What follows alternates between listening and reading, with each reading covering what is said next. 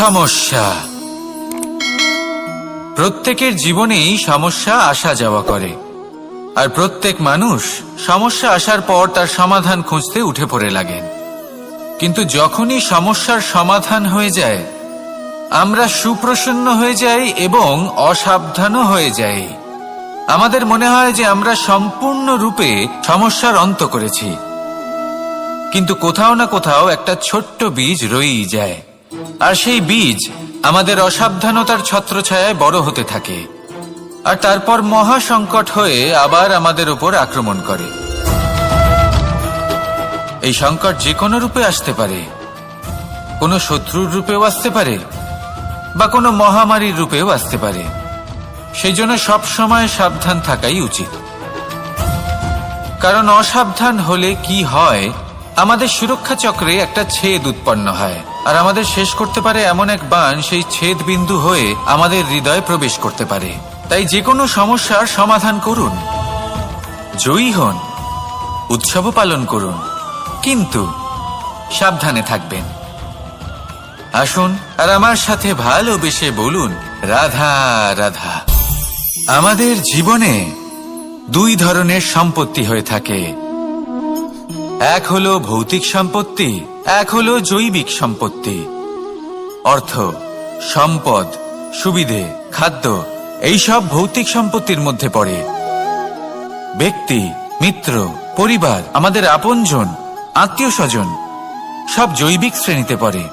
আর প্রত্যেক মানুষের পক্ষে এই বিভাজন বোঝা অত্যন্ত আবশ্যক, কারণ মূলত আমাদের ব্যবহার দুই রকমের হয়ে থাকে। হয় আমরা ভালোবাসি বা আমরা সদ্ব্যবহার করি।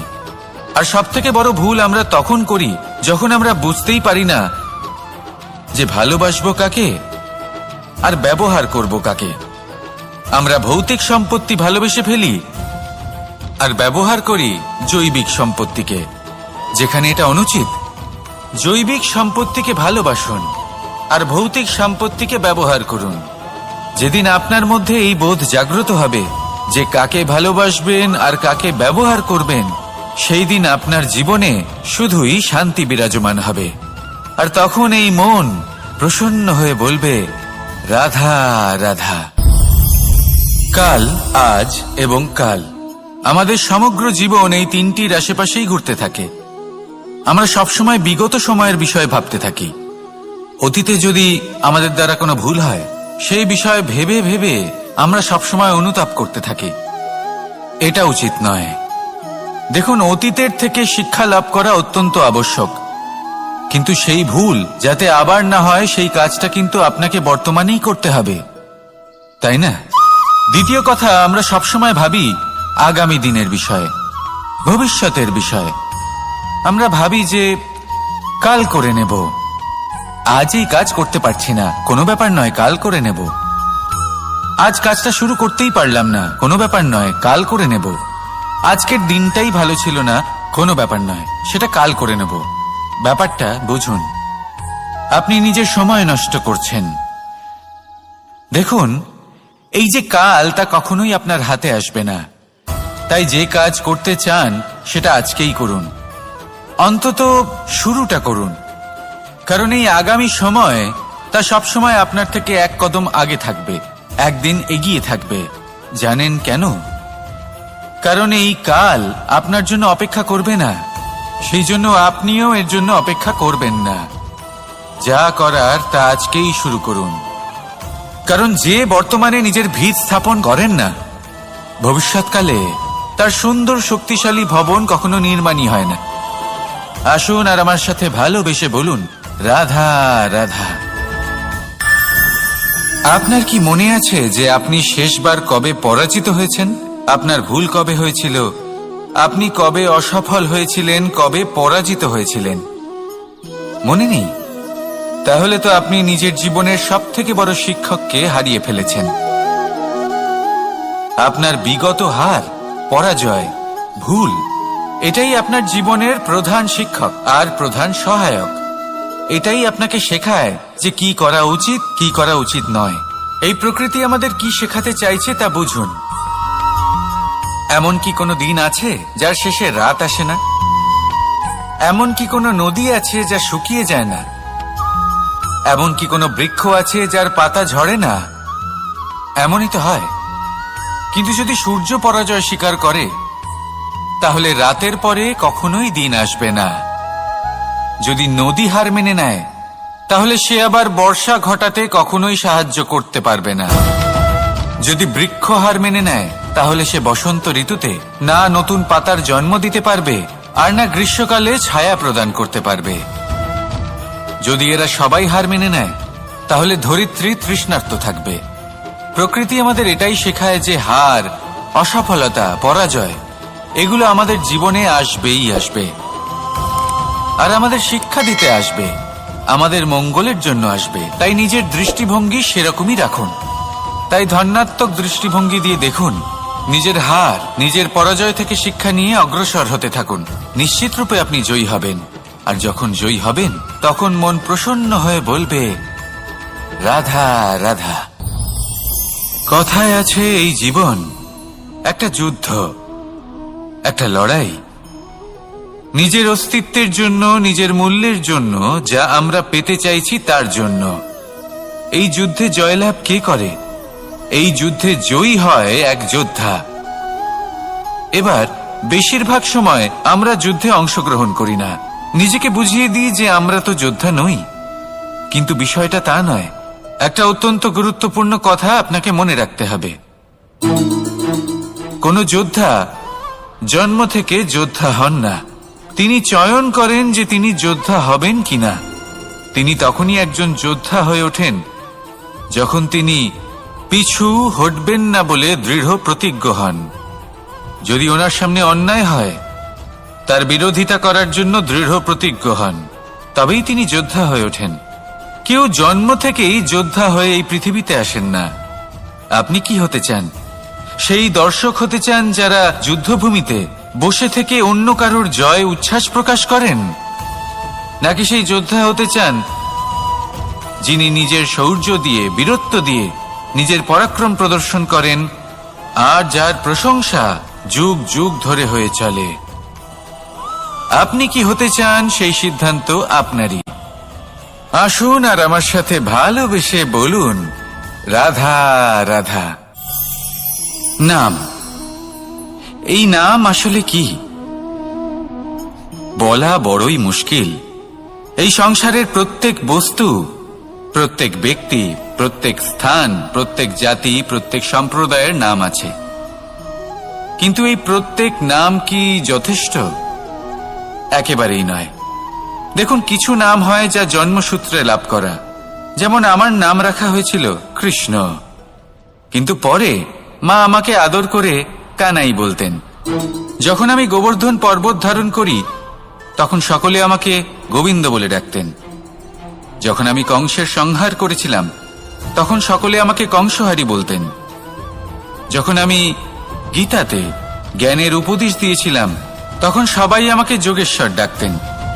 কিছু নাম হয় যা জন্মসূত্রে পাওয়া যায়, আর কিছু নাম হয় যা কর্মসূত্রে পাওয়া যায়।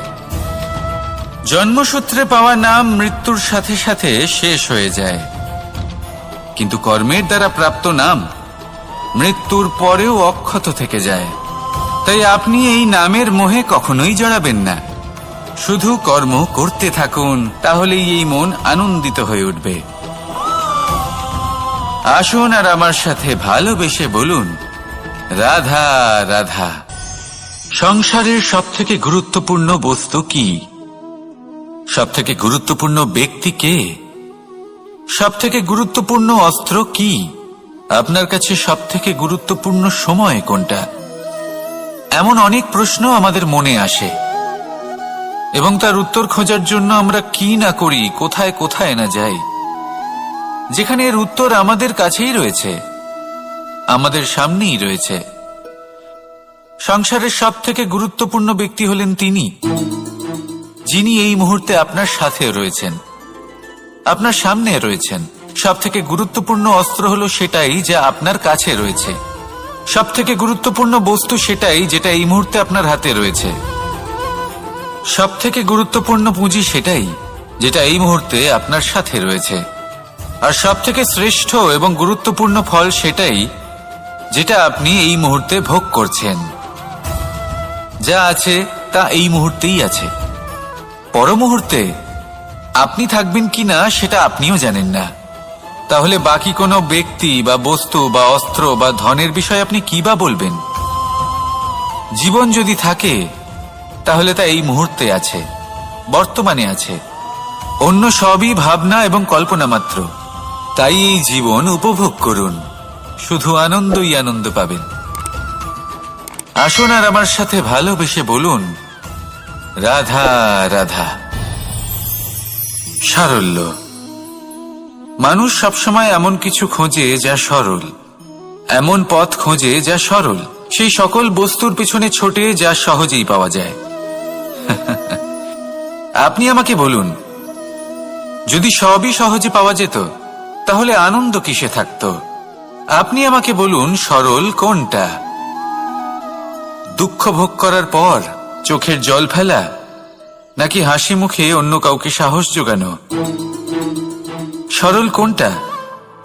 পড়ে যাওয়ার পরে কাউকে সাহায্যের জন্য অনুরোধ করা, নাকি স্বয়ং নিজের পায়ে উঠে দাঁড়িয়ে শক্তি অর্জন করা? সরল কোনটা? ঝড় বৃষ্টি আসার পরে নিজের ভেঙে যাওয়া বাড়ি দেখে চোখের জল ফেলা,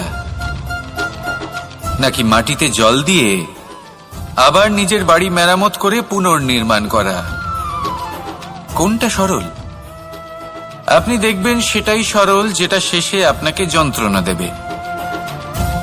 সরল পথ নির্বাচন করবেন না, উচিত এবং শ্রেষ্ঠ লক্ষ্য নির্বাচন করুন। পথ যেমনই হোক না কেন তা আপনাকে মেনে নিতেই হবে। যদি পথ কঠিনও হয় তাও ভালো, কারণ যে ব্যক্তি কঠিন পথে চলা শুরু করেন শেষ পর্যন্ত সাফল্যের ফুল তার চরণেই এসে পড়ে। তাহলে সামনে এগোতে থাকুন আর আমার সাথে ভালোবেসে বলুন, রাধা রাধা। জীবনে কখনো না কখনো এই প্রশ্ন আপনার মনে এসেই থাকে যে আমরা আসলে কে, কোথা থেকে এসেছি, সূত্রপাত কোত্থেকে হয়েছে, লক্ষ্যটা কি আর কোথায় পৌঁছতে চাই, আমাদের অস্তিত্ব কি, আর কেন এই জীবন আমরা লাভ করেছি? আসে, বেশিরভাগ মানুষের মনেই এই প্রশ্ন আসে, আর আসাও উচিত। দেখুন, আপনার অধিকার এটা জানা যে আপনি কে। তাই এটা খুঁজতে থাকুন, ভাবতে থাকুন। কিন্তু তার থেকেও বেশি গুরুত্বপূর্ণ কিছু আছে, আপনার কর্তব্য, নিজেকে সঠিকভাবে গড়ে তোলার কর্তব্য। এটাই বেশি গুরুত্বপূর্ণ। এটাই করুন। নিজেকে নির্মাণ করুন, নিজের কর্মগুলিকে, নিজের গুণগুলিকে, নিজের মূল্য নির্মাণ করুন, যা আপনার অস্তিত্বকে আকার দিতে পারে, আপনার পরিচয়কে আকার দিতে পারে, যা আপনাকে আপনার লক্ষ্যে পৌঁছে দিতে পারে, যা আপনাকে আপনার সূত্রপাত দেখাতে পারে, আপনাকে নির্দেশ দিতে পারে। তারপর নিজেকে খোঁজার কোনো অর্থই থাকে না।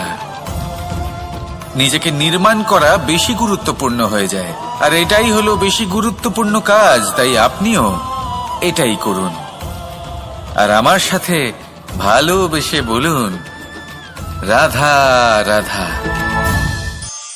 সংসারের সবথেকে মূল্যবান ধন কি হতে পারে?